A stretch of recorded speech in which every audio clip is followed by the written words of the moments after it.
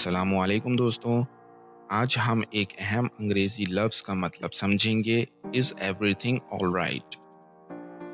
ये एक क्वेश्चन है। इस क्वेश्चन का मतलब होता है क्या सब ठीक है।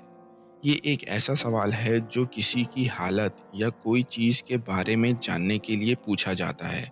मिसाल के तौर पर, अगर आप किसी दोस्त से मिलते हैं और उनका चेहरा थोड़ा उदास लग रहा है, तो आप उनसे पूछ सकते हैं कि इज़ एवरीथिंग ऑलराइट?